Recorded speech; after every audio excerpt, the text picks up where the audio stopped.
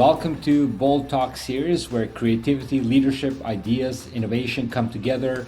My name is Ludvik, and today I have a privilege to have a short one-on-one conversation with Sahota, the CEO of HeroX.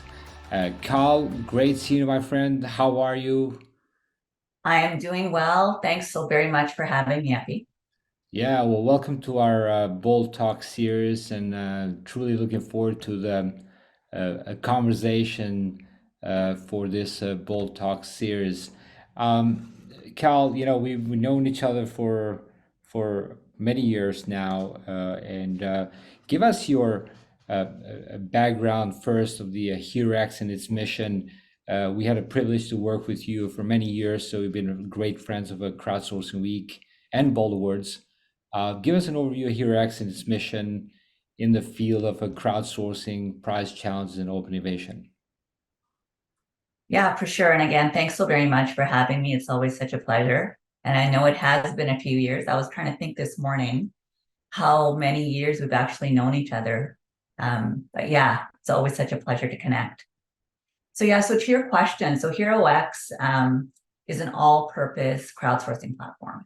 And for some of our listeners who may not be as familiar with crowdsourcing, it's a form of open innovation. So the concept itself is very simple, but it's extremely powerful. It's actually been around for decades, but the use in everyday business is still very much, I would say, gaining momentum. So if organizations are blocked with solving a business issue, or you're quite simply looking for a new idea, they come onto our platform and they host a challenge. So in doing that, they clearly articulate what they're looking for, and they invite anyone to present them with an idea or a solution. So the platform itself it's turnkey. It gives you everything that you need from launching your challenge to monitoring it to judging. Everything is built right into the platform itself. But the overarching thought process being, instead of limiting yourself to your in-house or direct contacts, you take it to the crowd. So the crowd is being defined as the, potentially 3 billion connected to the World Wide Web. So if you think about it this way, that if you're an expert in your field for, say, 20 years, could you have what they say as the curse of knowledge, which is oftentimes what can get in the way of finding innovative solutions? So someone can potentially come along and look at the exact same problem you've been staring at for 20 years from a slightly different perspective and see something that you may have missed. That's where disruption lives. So by removing the expectation of credentials, you've drastically deepened your pool of potential problem solvers as well as solutions. So an organization can utilize the platform from enterprise to government. In fact, one of our busiest clients is actually NASA. And how amazing is that?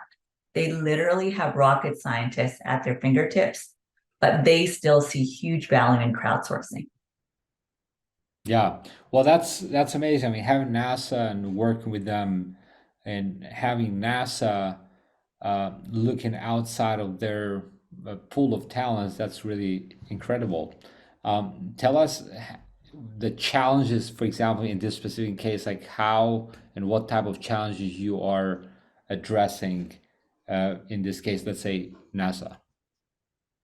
So stepping back, I think, what's really powerful about open innovation is, especially with the way we approach it, is we don't focus on a specific industry or type of challenge. Hmm. So it's for this reason that we can literally address any challenge regardless of industry or what subject matter it is. So long as it's socially responsible, legal and ethical, you can host a challenge on HeroX. One of the funnest ones that we've done probably with NASA is very recently, actually, the Lunar Loot Challenge. So NASA is going back to the moon, like actual astronauts were going back for the Artemis mission, and they were looking for a new toilet technology. So you can, again, imagine like the intellect that lives within NASA, within their roof. But even them, they decided to go out to the crowd and, get some, figure out what a new technology to go back to the moon could potentially look like. So it was an enormously successful challenge. NASA got what they were looking for. And that the other beauty of crowdsourcing is that oftentimes organizations feel that they're letting their secret sauce out. So, when you're crowdsourcing all these great ideas, the concern is now the world knows what I'm up to. So, the way I like to think about it is, I'm a very visual person. So you open your boardroom up, you let all these great ideas in, you self-select the ones that really work well for you. That's what NASA did. Then you close your boardroom and you go back to, your in-house work that you normally would do. So, it really eliminates that concern. So you can share as much as you want to share, and you can limit the information that you don't want to share. Yeah, and obviously, the design of those prize challenges are, they can be, um, as specific and could be as elaborate or and however you want to design them. Now, as a leader at HeroX, what leadership principles guide your approach, and how do they contribute to the success of the HeroX platform? That's a really great question. So for me, it's trust-based leadership. It creates an environment that really fosters trust throughout an organization. And a team that's foundationally built on trust will show up differently. Hmm. So the concept of trust is, it's easily understood, but it's not always easily achieved. In fact, I'd say it's fundamental to having psychological safety within any team. An example of, what that would look like on a day-to-day basis is, HeroXers are coached to show up in service of in every conversation. And may that be in service of our clients, amazing partners like yourself, or one another. And it's really simple. If we trust that one another as team members will take care of one another, and we show up to make sure that each other are taken care of, both of our needs are met, right? But the end result, for the most part, is going to be the same. So if you showed up in service of yourself, or if someone did it for you, you get what you're looking for. But the experience is very different. The experience will leave you feeling at a place of being grateful, being empowered, and being supported. So it's the more you show up for others, the experience will leave you in a very different place, but the results will be the same. And lastly, I'll say, when it comes to leadership overall, not just in words, but in actions, I think that's super powerful. So I think as leaders, we share a lot, we expect a lot, we'll guide through our words, but the words mean really nothing if the actions are not there behind them. Yeah, it goes back to the judge the people what they do and not what they say, right?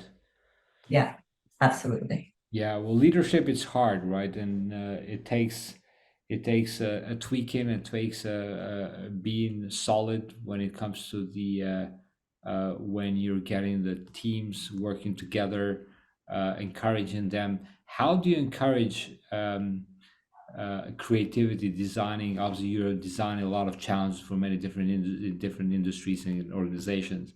How do you encourage creativity designing these challenges with your team? Another really excellent question. So we're very industry agnostic, as I mentioned. So, the challenge design that we have can really be from any industry, and it can be from any subject matter. So, the way we encourage creativity is, we ensure that the right talent is available to us. So, encouraging creativity by removing barriers. So we encourage team members to go outside of their thought process. We encourage team members to not limit themselves to their thinking. So the talent that lives within our team internally, we tap into them first. But beyond that, we also have a bench of subject matter experts and challenge designers that we can basically tap on the shoulder, take off the bench, bring in-house to really support our creative process. So we augment our internal team's creativity with outside subject matter expertise, but the entire process is really built around HeroX and the way we function internally as a team. And the biggest part of that is we fail fast, there's no judgment, there's no make wrong. So when you show up, you don't limit your thinking when it comes to creativity. You know that regardless of what you share, it will be accepted. Either it'll be implemented or it'll be appreciated, and we'll move on. So again, it's all about trust. Yeah. Well, you got all this motivation and encouraging your team in one end, but then you have also the attracting a diverse range of participants and engage them. On the other hand, what elements do you consider when you design these prize challenges to make them more engaged with the challenge? There's so much that we consider. I mean, it depends on every specific situation. So we can be designing something for NASA, we can be designing something for Airbus. I mean, this is what makes our actual challenge designers so remarkable at what they do. Because Hmm. they come, they bring their listening, trying to clearly understand what it is that they're wanting to solve for. And from then, really create something, a problem statement that really reflects what a solution would be. But if I was to generalize, I'd say a couple of elements that really stand out for me. One is the best solution is not obvious, but the desired outcome is clear and measurable. Hmm. That's one element. And the second one I'd say is that the problem should be understandable by people that are not in the subject area.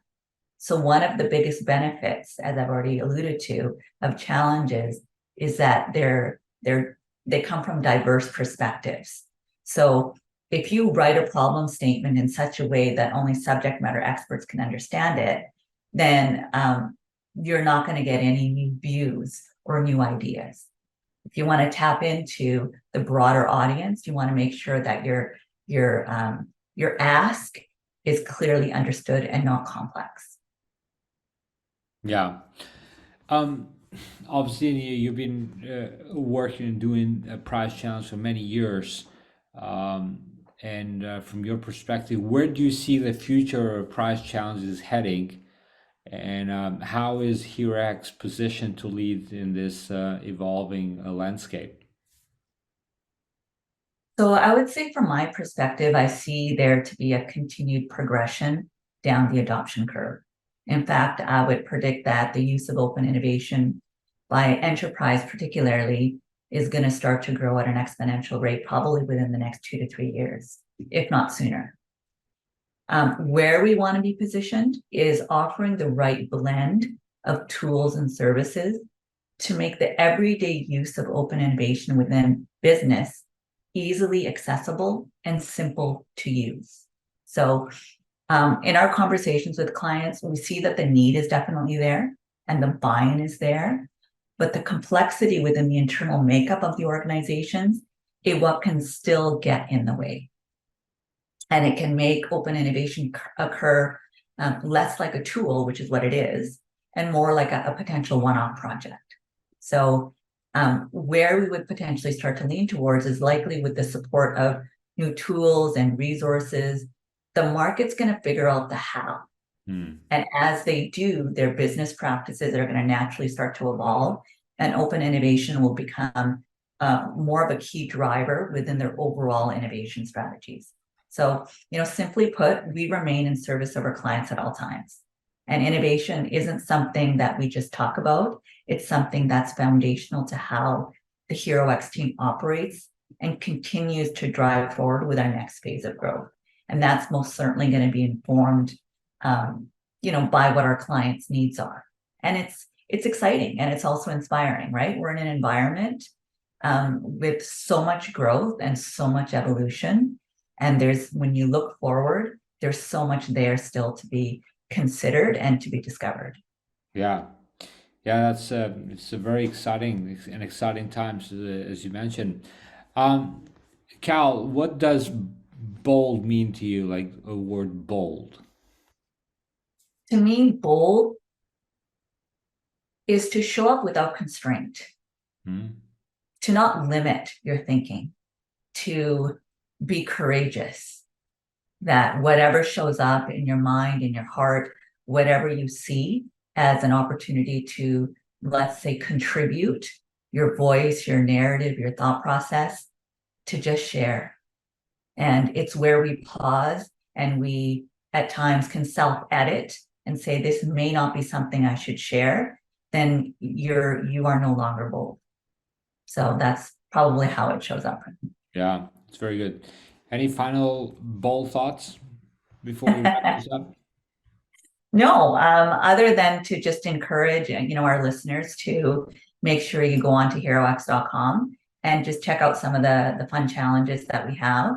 If you're somebody that might want to host a challenge, check out the live challenges. It's the best place to look to take what we do out of conceptual and really help you to understand how it can actually work.